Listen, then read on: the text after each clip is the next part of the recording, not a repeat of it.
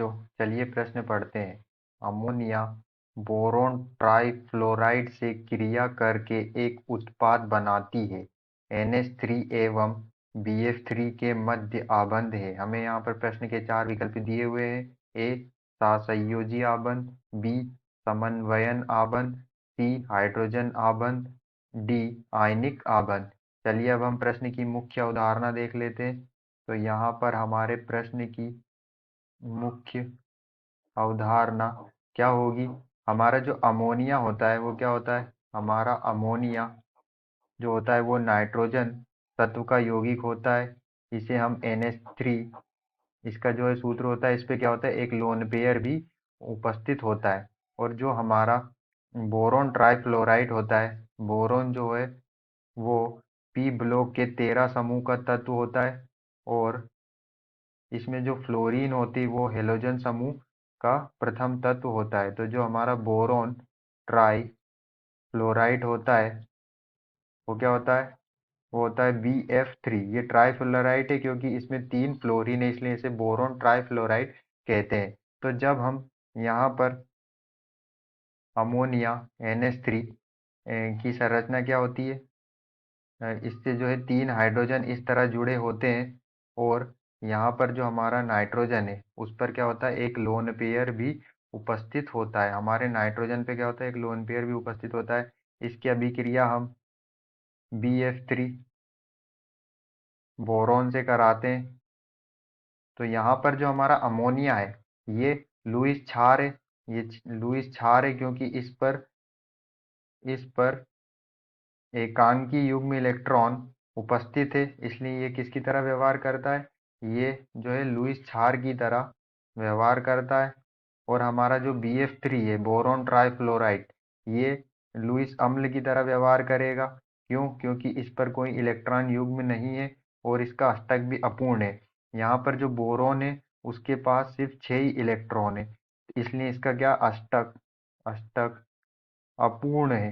क्योंकि अष्टक को पूर्ण करने के लिए कितने इलेक्ट्रॉन की आवश्यकता होती है? 8 इलेक्ट्रॉन की आवश्यकता होती है। और यहाँ पर हमारे बोरोन के पास 2 इलेक्ट्रॉन इस बंध में, 2 इलेक्ट्रॉन इस बंध में और 2 इलेक्ट्रॉन इस बंध में।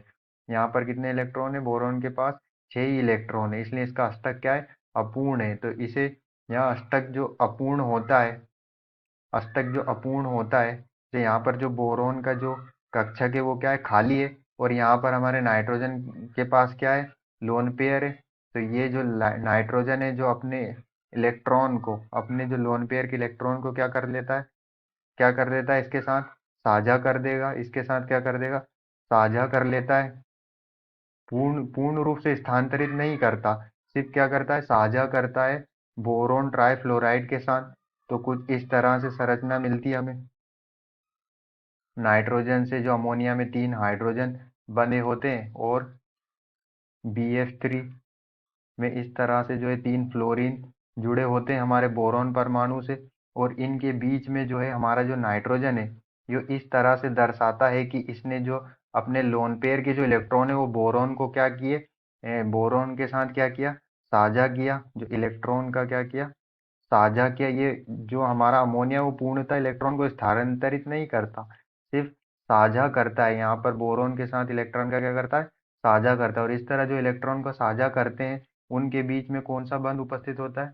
उनके बीच में जो बंध होता है वो बंध होता है समन्वयन समन्वयन आबंध होता है, जिसमें इलेक्ट्रॉन पूर्णतः स्थानांतरित नहीं होता, सिर्फ जो है यौगिक के साथ क्या किया जाता है, साझा किया जाता है। तो यहाँ पर जो हमारा नाइट्रोजन परमाणु है वो बोरोन परमाणु के जो अष्टक अपूर्ण है, बोरोन का कक्षक खाली है, तो उसको अपने जो लोन पेयर होते हैं, नाइट्रोजन के पास क्या होते हैं, लोन पेयर होते हैं, उनका क्या करता है, वो साझा करता है बोरोन परमाणु के साथ। तो जो इलेक्ट्रॉन का साझा करते हैं वो उनके बीच में समन्वयन आबंध बनता है।